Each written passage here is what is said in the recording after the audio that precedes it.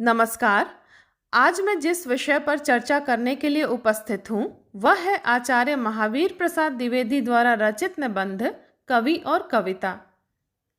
जुलाई 1907 ईस्वी में प्रकाशित कवि और कविता शीर्षक निबंध आचार्य महावीर प्रसाद द्विवेदी के रसज्ञ रंजन नामक निबंध संग्रह में संकलित है। उक्त निबंध में उन्होंने सरल, मनोरंजक और हृदयग्राही बनाने वाले उन तत्वों के निरूपण की चेष्टा की है जिनके आधार पर कोई भी कविता अच्छी कविता कही जाने की अधिकारिणी बनती है। निबंध के प्रारंभ में निबंधकार ने उर्दू और हिंदी साहित्य की तुलना करते हुए बतलाया है कि आलोच्य काल में उर्दू साहित्य हिंदी साहित्य की तुलना में पर्याप्त समृद्ध और उन्नत था। द्विवेदी जी की अदम्य इच्छा थी कि हिंदी भाषा भाषी भी अपने साहित्य को उन्नत और समृद्ध बनाने की हर संभव चेष्टा करें। हाली उर्दू के बहुत बड़े कवि रहे हैं जिन्होंने नई शैली की कविता की नींव डाली। उन्होंने कई अच्छी पुस्तकें भी लिखीं। अपने मुकद्दमा नामक लेख में उन्होंने बड़ी ही योग्यता से कवि और कविता के संबंध में अपने विचार प्रकट किए। उक्त लेख के आधार पर द्विवेदी जी ने प्रस्तुत निबंध की रचना की है। निबंध के प्रारंभ में द्विवेदी जी ने इस तथ्य पर प्रकाश डाला है कि अच्छी कविता अभ्यास से नहीं आती, वरन यह ईश्वर प्रदत्त प्रतिभा है। इसी कारण जिस विषय पर बड़े बड़े विद्वान भी अच्छी कविता नहीं कर सकते, उस पर कई बार अपढ़ और कम उम्र के लड़के भी अच्छी कविता लिख देते हैं। इस बात से स्पष्ट है कि यह ईश्वरीय देन है और ईश्वरीय देन कभी भी निरर्थक नहीं हो सकती। वह हर स्थिति में लाभदायक होती है। ऐसी कविता सुनने वाले को प्रभावित ना करे, यह असंभव है। दुनिया में अनेक महान कार्य अच्छी कविता की प्रेरणा से ही संपन्न हुए हैं। अच्छी कविता सुनकर कविता के भावानुरूप सहृदय के मन में दुख, शोक, क्रोध, करुणा, जोश जैसे भाव उत्पन्न होते हैं। पुराने समय में चारण भाट आदि अपनी कविताओं के माध्यम से वीरों में वीरता का संचार कर देते थे।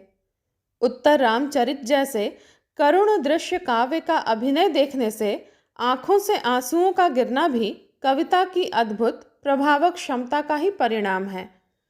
प्राचीन काल में एथेंस वासियों एवं मेगारा वालों के बीच होने वाले युद्ध में निरंतर एथेंस वासियों की पराजय से क्षुब्ध सोलन नामक विद्वान ने ओजपूर्ण कविता लिखकर अपने देशवासियों को प्रबुद्ध करने की चेष्टा की।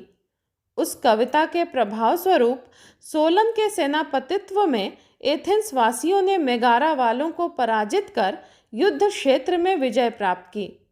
रोम, इंग्लैंड, अरब, फारस आदि देशों में भी ऐसे सैकड़ों उदाहरण मिल जाते हैं जब कवियों ने अपनी कवित्व शक्ति से असंभव बातें संभव कर दिखाईं।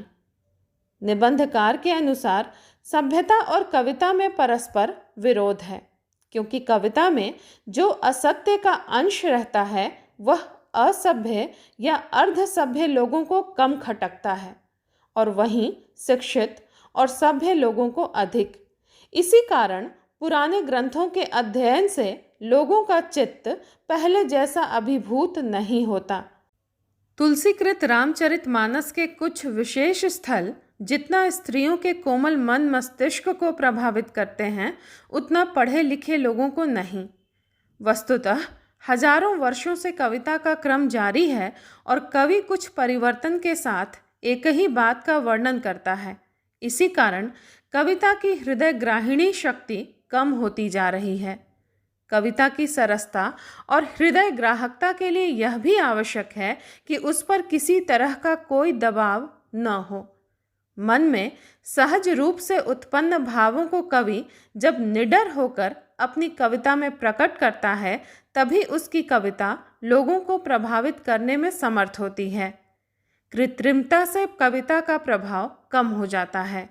परतंत्रता, पुरस्कार प्राप्ति का लोभ या किसी अन्य कारण से सत्य कहने में किसी तरह की रुकावट पैदा होने से जब कवि अपने मन की बात कहने का साहस नहीं कर पाता, तब कविता नीरस और प्रभावहीन हो जाती है। सामाजिक और राजनीतिक विषयों में कटु सत्य कहने की जहां मनाही हो, वहां इन विषयों पर लिखी गई कविता का प्रभाव कम हो जाता है। निबंधकार के मत में कवि के लिए कोई रोक टोक नहीं होनी चाहिए, अथवा जिस विषय पर रोक हो उस विषय पर कविता ही नहीं लिखी जानी चाहिए। ऐसी स्थिति में प्राकृतिक सौंदर्य के वर्णन से ही संतोष कर लेना उचित है। इसी प्रकार राजाओं, नवाबों या बादशाहों के आश्रय में रहने वाले कवियों द्वारा अपने आश्रयदाताओं के मनोरंजन और प्रसन्नता के लिए उनकी चापलूसी से भरी अतियुक्तिपूर्ण प्रशंसा उनकी कविता को वास्तविकता से बहुत दूर कर देती है। इस कारण कविता को बहुत हानि पहुंचती है। अपनी झूठी प्रशंसा से प्रसन्न होने वाला जन समाज कभी भी आदर का पात्र नहीं बन सकता। ऐसी झूठी प्रशंसा या एक ही विषय की कविता करते रहने से कविता की सीमा अत्यंत संकुचित हो जाती है। सैकड़ों वर्षों से जब ऐसी ही कविता होती चली आ रही है, तब उसमें नएपन की आशा ही व्यर्थ है। परिणाम स्वरूप कविता की वास्तविकता नष्ट हो गई है और वह हृदय को प्रभावित करने के स्थान पर मन में घृणा उत्पन्न करने लगी है। कविता के संकुचित होने और उसकी विकृति से साहित्य पर भारी आघात पहुंचता है। भाषा भी दोष युक्त हो जाती है, क्योंकि कवि जिन शब्दों, भावों, उक्तियों का प्रयोग करता है, उन्हीं का प्रयोग और लोग भी करने लगते हैं। इसी कारण कविता की अवनति भाषा की अवनति का कारण बन जाती है।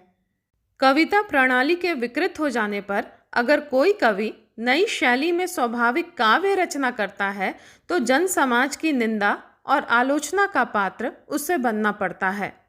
नासमझ और परंपरावादी लोग परंपरा से हटकर लिखी गई कविता को कविता ही नहीं मानना चाहते। ऐसी आलोचना परंपरा से हटकर काव्य रचने वालों को हतोत्साहित करती है, किंतु उन्हें आत्मविश्वास बनाए रखते हुए निंदा या आलोचना की परवाह किए बिना अपने मार्ग पर लगातार चलना चाहिए। कवि की सफलता के लिए यह अति आवश्यक है कि वह अपने मनोभावों को स्वतंत्र होकर प्रकट करे। तुले हुए शब्दों में कविता करने, तुकबंदी, अनुप्रास आदि का ध्यान रखने से कवि के विचार स्वातंत्र्य में बाधा आती है। साथ ही कविता की प्रभावक क्षमता भी कम होती है। तुकबंदी और अनुप्रास कविता के आवश्यक तत्व नहीं हैं। संस्कृत काव्य इसका उदाहरण है, जिसका प्रायः सारा पद्य समूह तुकबंदी से रहित है। फिर भी संस्कृत से बढ़कर कविता शायद ही किसी और भाषा में हो। इससे स्पष्ट है कि कविता को तुक की सीमा में बलपूर्वक बांधना उसको संकुचित और प्रभावहीन बना देना है। द्विवेदी जी के अनुसार जो बात एक असाधारण और निराले ढंग से शब्दों के द्वारा इस तरह प्रकट की जाए कि सुनने वाले पर उसका कुछ न कुछ असर जरूर पड़े, उसी का नाम कविता है। अच्छी कविता के लिए कवि में कल्पना शक्ति का होना अति आवश्यक है। जिसके हृदय में नए नए भाव उत्पन्न नहीं होते, वह कभी भी अच्छी कविता नहीं लिख सकता। यह कल्पना शक्ति ईश्वर प्रदत्त है, जिसकी कृपा से कवि सहज और स्वाभाविक सांसारिक बातों को ऐसे अनोखे ढंग से प्रस्तुत करता है कि उसे सुनकर सुनने वाले के हृदय में सुख, दुख, आश्चर्य आदि विकारों की तरंगें उठने लगती हैं। कवि प्राकृतिक सौंदर्य के दर्शन करते हुए उसमें छिपे अद्भुत सौंदर्य और नाना रहस्यों तक पहुंच जाता है, जहां तक साधारण मनुष्य की दृष्टि नहीं जा सकती। अपनी सूक्ष्म दृष्टि से प्रकृति के कौशल का अवलोकन कर वह उनका वर्णन कर अपनी कविता द्वारा संसार को लाभान्वित करता है। लेखक के अनुसार जिस कवि में प्राकृतिक दृश्य और प्रकृति के कौशल देखने और समझने का जितना ही अधिक ज्ञान होता है, वह उतना ही बड़ा कवि भी होता है। प्रकृति पर्यालोचन के अतिरिक्त कवि मानव हृदय में उठने वाले नाना प्रकार के भावों का अनुभव करने तथा कविता द्वारा औरों को इनका अनुभव कराने में समर्थ होता है। वह दुखी मनुष्य की आत्मा में प्रवेश कर उसकी पीड़ा और शोक का ऐसा सजीव और मार्मिक वर्णन करता है कि सुनने वाला उस पीड़ा से अभिभूत हो उठता है। मनोविकारों और प्राकृतिक बातों के यथेष्ट ज्ञान से रहित व्यक्ति कदापि अच्छा कवि नहीं हो सकता। उर्दू के प्रसिद्ध कवि हाली के मुकद्दमे को पढ़ने के बाद यदि हम प्राचीन भारतीय आचार्यों के विचारों का अध्ययन करें तो पता चलता है कि कविता लिखने के लिए अपेक्षित तत्व संबंधी दोनों के विचार बहुत कुछ आपस में मिलते जुलते हैं। उदाहरण के लिए दंडी ने अपने काव्यादर्श में काव्य रूप संपत्ति के 3 कारण माने हैं। पहला, स्वाभाविक प्रतिभा अर्थात शक्ति। दूसरा, शास्त्रादि तथा लोकाचारादि का विशुद्ध ज्ञान। और तीसरा, प्रगाढ़ अभ्यास। हाली ने भी अपने लेख में ऐसे ही विचार प्रकट किए हैं। प्रतिभा शक्ति तो कवि के लिए सबसे आवश्यक है, साथ ही उसे लोकाचारादि अर्थात सृष्टि कार्य और मानव स्वभाव दोनों का भी पर्याप्त ज्ञान होना चाहिए, तभी उसका काव्य सजीव और स्वाभाविक बन सकता है।